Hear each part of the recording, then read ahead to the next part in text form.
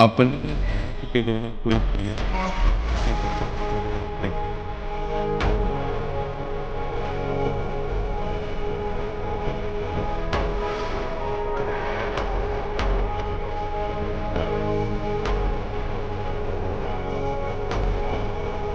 अपने हाथ से अगर ब्रह्मचर्य नष्ट किया जाए तो फिर अभ्यास बन जाता है, फिर वो अभ्यास कसम खाने पे भी नहीं छूटता। यदि ऐसी कोई गंदी बात है तो उसे छोड़ना ही आपको पड़ेगा।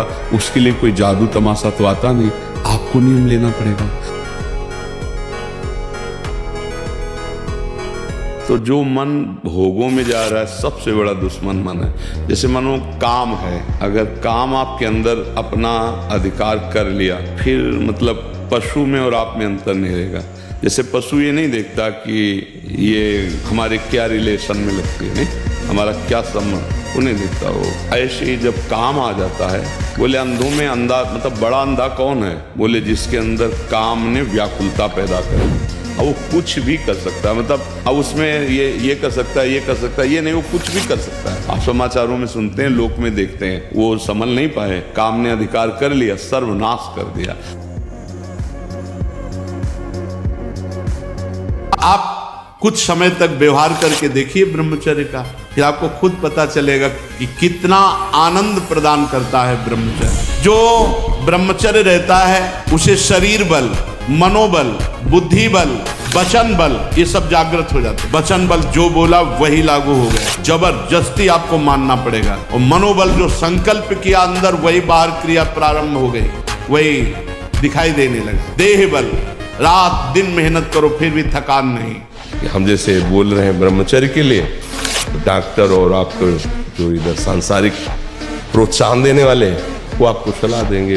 पूरे मौज मस्ती, लोग काहे के मौज मस्ती, धर्म मर्यादा का नाश करके, गुरुजनों की बनाई हुई शास्त्र मर्यादा का नाश करके तुम सुख प्राप्त कर सकते हो। कुछ समय मिला कर लो जो करना है। ऐसे भयानक रोग पैदा होंगे कि मरोगे, कोई पानी देने वाला नहीं मिलेगा, ये सब नाटक भूल जाएगा। इसलिए शास्त्र और गुरु की बनाई हुई मर्यादा के अनुसार चलो तो ही संसार में भी तुम सुख का अनुभव, जहां नहीं है सुख वहां भी अनुभव कर सकते हो। ब्रह्मचर्य जीवन है, ब्रह्मचर्यहीन जीवन मृत्यु है। जिसको ब्रह्मचर्य धारण करना है ध्यान देकर सुनिए। सबसे पहला कार्य उसकी दिनचर्या में, चाहे बच्चा हो चाहे जवान हो या जो कोई भी हो, सूर्य उदय के पहले रात्रि के चौथे प्रहर में ही जाग जाना चाहिए। प्रातः 4 बजे बिल्कुल जग जाना चाहिए। और जो 8-10 बजे तक सोता है वो कोई भी हो ब्रह्मचारी रह ही नहीं सकता, ब्रह्मचर्य रह ही नहीं सकता। जब हम भोगों का चिंतन करते हैं तो हमें भोगों की आसक्ति प्रकट होती, फिर संग करने का मन होता है। संगास्तेषु उपजायते। जब हम विषयों का चिंतन करते हैं तो विषयों का संग करने का, विषय भोगने की इच्छा प्रकट होती है। जहां विषय भोगने की इच्छा प्रकट हुई, काम राज्य हृदय में छा गया। संगात संजायते कामा, और कामना जब बढ़ी तो सब मूढ़ता छा जाती, स्मृति नष्ट हो जाती। हम कौन है, हमारा क्या कर्तव्य, हम क्या कर रहे हैं। सच्ची मानिए बहुत निकृष्ट काम।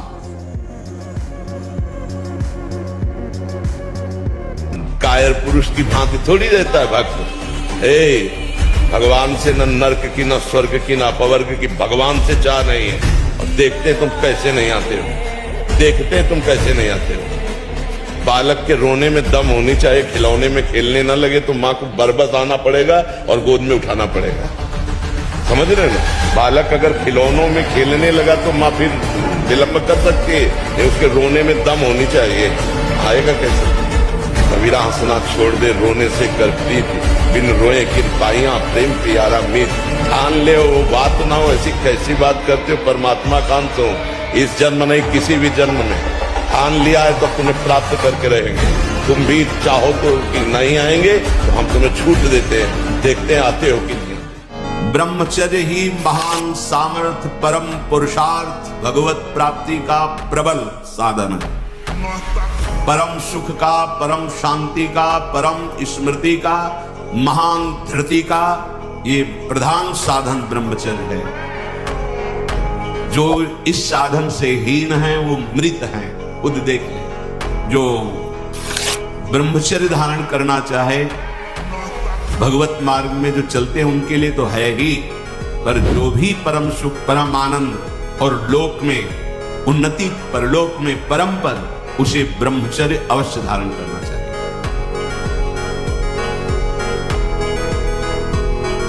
महाराज जी, मेरा ये प्रश्न है कि क्या रोज की दिनचर्या ही जीवन है कि सुबह उठे, खाए पिए, रात तक काम किया, फिर आए, सो गए, फिर आगे की जिंदगी का महाराज जी क्या मायने है, क्या उद्देश्य है? यही जब विचार करोगे तो आपको एक रास्ता मिलेगा जिसका नाम अध्यात्म है। कि आखिरकार क्या है, कब तक जिएंगे? रोज की शाम हमारी आयु को तो नष्ट कर रहे हैं। आखिरकार हम मृत्यु के नजदीक पहुंच रहे हैं, तो खा करके, कमा करके हम अब केवल आयु ही तो नष्ट कर रहे हैं। लाभ क्या ले रहे हैं? वो लाभ है भगवान का भजन। ये दुर्लभ दे तभी सार्थक है। हमारा एक जैसे आपका चिंतन आया ना, ऐसे ही गाढ़ चिंतन हो जाए तो आप भयभीत हो जाएंगे कि आखिरकार जिंदगी है क्या, मतलब क्या रहा। इसके बाद मर गए, फिर कुछ योनि में गए, फिर खाओ, जियो, मरो, बस इतना ही। क्या यही जीवन का लक्ष्य है? तो जब ये बात आती है तब अध्यात्म का रास्ता निकलता है। महाआनंद, पूर्णानंद, परमानंद। जैसे पागल आदमी आपको कुछ बोले तो आपको बुरा नहीं लगेगा, क्योंकि आपको पता पागल है। ऐसे ये माया में पागल लोग हैं, यदि निंदा करते हैं, अपमान करते हैं तो हमें मुस्कुरा के चल देना चाहिए, हमें बुरा नहीं मानना चाहिए। और ये क्षमता आएगी भजन से। जितना भजन करोगे उतने सहनशीलता बढ़ेगी। बस जिद्दी स्वभाव चाहिए। यहाँ जिद्दी स्वभाव चाहिए। जीवन में देखा है, जहां कहीं भय, जहां कहीं परास्त होने की बात मन ने खड़ी की है, वही अब कर परास्त। हर तरह से देखा है, ग्राफ निकल गए। वो अहंकार नहीं होता, वो भगवद आश्रय और अपने अभ्यास, उसमें दृढ़ता, उसमें फिसड्डी स्वभाव नहीं, रोने वाला स्वभाव नहीं होना चाहिए। नहीं, कोई ये ना समझ ले कि आरंभ में एक बार मैं गिर गया तो गिरता ही रहूंगा। नहीं, हम रो नहीं सकते, रुलाएंगे। ये काम क्रोध बहुत रुला चुके हैं। भगवान का आश्रय लेकर हर विकार को भगाएंगे। हम सब महावीर के ध्वंस हैं, महाबली हैं हमारे प्रभु। अब भागो, सूखे में आ गए हो, पीछे कदम मत बढ़ाना। जिस दलदल से आए हो अगर उधर गए तो फिर अब नहीं निकल पाओगे। पता नहीं कितने युग व्यतीत हो जाएंगे। सावधान, कोई ऐसा आचरण बने नहीं कि हमारा ये मार्ग कोई और नहीं छुड़ाता, आप ही छोड़ दोगे। जहां आपका मन आज्ञा उल्लंघन किया तो इतना वो दोषी हो जाता है कि वो सामने आने में डरता है और उसको सब बुरा नजर आने लगता है। ये माया है, सब नौटंकी है, सब नाटक है। और वही भोगों में वही माता पिता, परिवार, दुल्हन, लड़का, बच्चा, यही सब सत्य लगने लगता है। थोड़ी थोड़ी आंख खुलने लगी आप। अब ऐसा प्रमाद मत करना कि फिर सो जाओ। नहीं, अभी पूरा जगो। और जाग गए तब सोना क्या, समझ गए तो रोना क्या। अब आप लोग इस लाइन पे आ रहे। बुद्धिमान पुरुष, विवेकी पुरुष भविष्य को देखते हैं, और जो मूर्ख होता है वो अभी को देखता है। अभी खाओ, अभी मौज लो, लेकिन आगे बुद्धिमान अभी हम खा रहे हैं, मौज ले रहे हैं, लेकिन आगे क्या होगा, इसका परिणाम क्या होगा। जो विवेकी वो परिणाम देखता है, जो अविवेकी वर्तमान में। तो इसलिए सावधान रहो, भगवान का आश्रय लो। और ये कभी मत सोचो कि भगवान नाराज होते हैं। वो जो भी प्रतिकूलता देते हैं हमारे मंगल के लिए देते हैं, समझ। जहां कोई पापाचरण करने लगता है तो उसको दंड देने के लिए पहले उसके पुण्य नष्ट किए जाते हैं। फटाफट उसको पुण्य भेजा जाता है, उसकी उन्नति शुरू हो जाती है।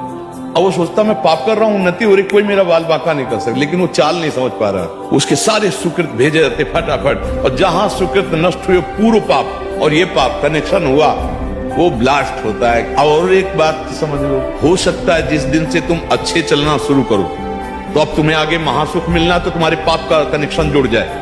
अब हर कदम पे विपत्ति, ऐसा भी माया दिखा सकती, बहुत विचित्र है। पर आप पक्का समझ लीजिए कि वो आपके पाप नष्ट हो रहे हैं, आगे महासुख आने वाला है। क्योंकि जिस समय पूर्व पुण्य और ये पुण्य कनेक्शन हुआ, प्रकाश होता है। जहां कोई ऐसी परिस्थिति आती, कोई अपमान, कोई प्रतिकूल, नहीं, मेरे प्रभु का दिया हुआ हर विधान उसको खुशी से सहना, मुस्कुरा के निकलना, आंसू नहीं, घबराना नहीं, नहीं नहीं। हमने प्रभु से प्यार किया है तो प्यारे का ही साम्राज्य है और उसका हर विधान हमारे लिए सर आंखों पे है। हमको उसका विरोध नहीं करना, उसको सहना है। वो देखना चाहता है इस परिस्थिति में तुम कैसे मुस्कुराओगे, तो हमें सहना है। बिल्कुल ऐसे कमजोर मत बनो कि कोई कुछ कह दे तुम रो दो, थोड़ी सी हानि हो गई तुम रो दो। नहीं, तुम ऐसे मालिक के जो भ्रकुटी विलास सृष्टि लय हुई, इतने में से निमेष कहते हैं, निमेष में अनंत ब्रह्मांडों का सृजन कर देता है। वो जब चाहेगा तो निहाल कर देगा।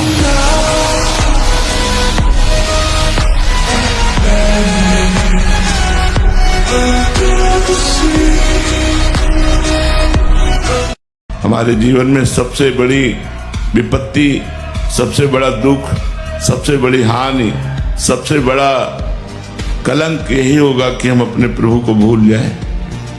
इससे बड़ा दुख नहीं होगा। वो घड़ी, वो क्षण, वो दिन, वो समय हमारे जीवन में कभी ना आवे कि हम अपने प्राण प्यारे को कभी भूले।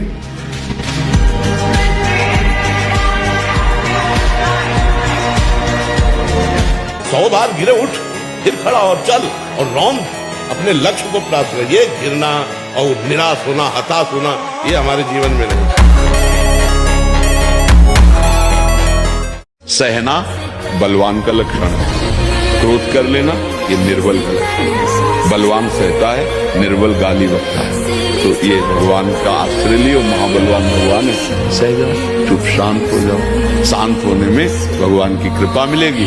गाली देने में अपराध बन जाएगा, लड़ाई करने में अपराध बन जाएगा। आप कौन है समझ रहे हो? ऐसे पिता के पुत्र हो जो परम अविनाशी सच्चिदानंद है। कोई आंख तुम्हारी तरफ टेढ़ी करेगा, ऐसा कोई त्रिभुवन में पैदा नहीं हुआ। राम मरे तो मैं मरूं, नहीं तो मरे मेरी बलाय। अविनाशी का बाल का मरे न मारे। कायरता ना आने पाए, डर ना आने पाए, उत्साह आपके हृदय में रहना चाहिए। कायर नहीं बनो, शूरवीर योद्धा की भारत भूमि में प्राण अर्पित करने के लिए हर समय उत्साह है।